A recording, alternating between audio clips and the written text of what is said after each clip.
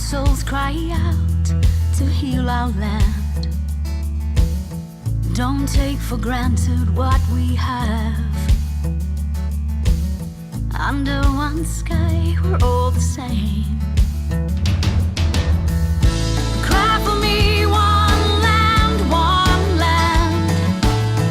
Joint custody must be our plan.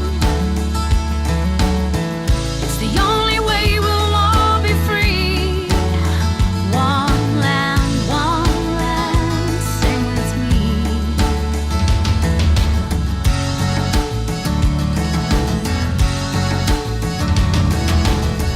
Welcome to another episode of Go Well with Sharon, guys. We are at Wayne 5 for Cycles today, and I will be chatting to Wayne Bolton from the OLLI Foundation.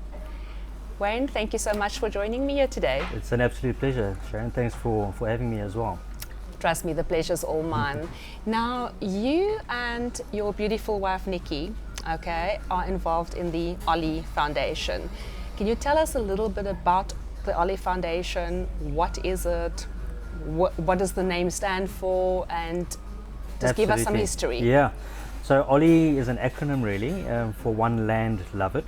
And we've got an accompanying sign with it actually, which is an OLLI, which is what we teach the kids. Awesome. Now, how cute is that? Yeah, and it actually symbolizes what we stand for, and that's that we have one land and we need to love it. And the foundation itself, which is a non-profit organization, was founded out of a deep passion that I have for wildlife, for rhino in particular, but not only rhino. And the basis of the foundation really came out of a cycling expedition which I did in 2015 going into 2016. Okay. An expedition really with a difference, I think, because it was one incorporating my entire family. So there were 3 generations involved. You know, we got our kids, Daniel and Laura, involved as well. They rode certain stretches of the expedition. Oh, fantastic. My wife Nikki, who was the support team, and then we brought in my folks and Nikki's dad, all in their 70s, Martin and Dave in and their Belle. 70s? Yeah. Wow. So we brought them out of retirement and said there's 3 generations in this family that are going to make a statement that as ordinary citizens of the world we need to step up and do something to save our wildlife, and so we coined hashtag joint custody, saying that we all have a role to play. Yes. And how are we going to move from caring to doing and to do something about it. So at the time, as is the case now, the rhino poaching situation was really out of hand, especially up in Kruger. And so we symbolically joined all SAMParks reserves. There were 19 at the time of the ride. And so on the 28th of November 2015, I started at the Pafuri Gate in Kruger.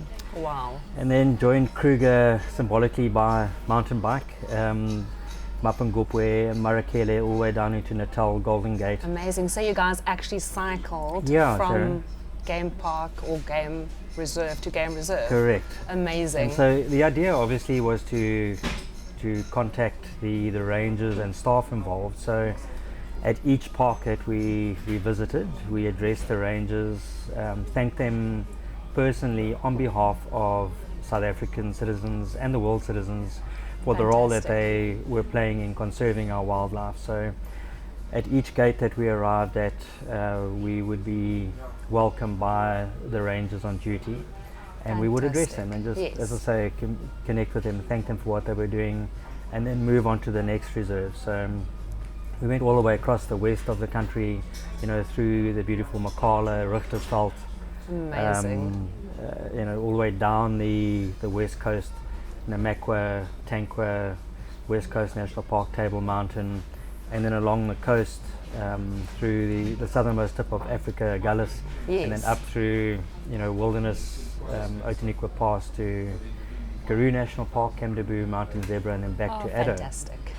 That is so amazing. Yeah, and then we did another expedition the year after that, 2017, which was a 2,000k cycle. Which is also quite a feat. Yeah, it was a month. So these journeys, basically I averaged 100 k's a day on the bike, and mostly riding on my own. Oh wow. But on the second expedition, we joined all the private reserves, again symbolically linking them, Yes. and just saying, they're now linked with the Sandparks reserves. And we stopped at Mozambique, where we put up a sign that said at the border post, please close the gate, just as a bit of a humorous symbolism, that because they've got quite a porous border post there. Since 1970, the world has lost 60% of all of their vertebrates. So we're talking about the biomass. If you had to weigh all the vertebrates, so your mammals and your birds, your fish, and so on, 60% have been lost. And if you take, amazing. just the wildlife aspect itself, 82% have been lost since 1970. Wow. So we are, as has just been discovered in a BBC research paper a month ago, there are about 1 million species that are in danger of becoming extinct. Wow. And we're heading for a 6th extinction in the world, mass extinction. Yes. So it's not a case where you can hear this news and just carry on eating your Pronutro in the morning and not do something. Absolutely. And so we were compelled to do what we could, and that then gave birth to a non-profit organization that we've now formed called One Land Love It.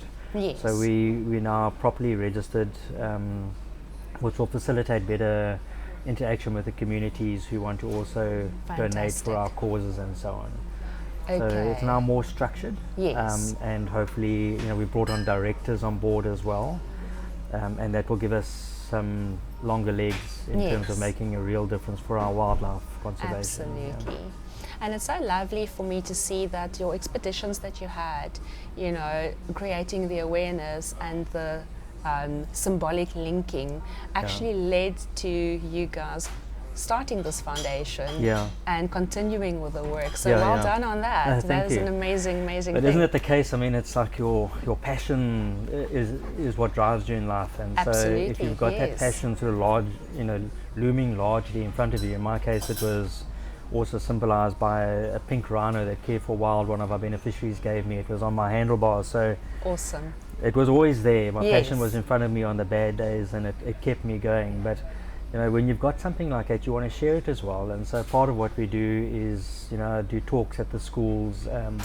My wife Nikki's involved as well at the schools, and we try and create awareness and just teach the kids why it's important that we don't, as human beings, operate in isolation from animals and the ecosystem.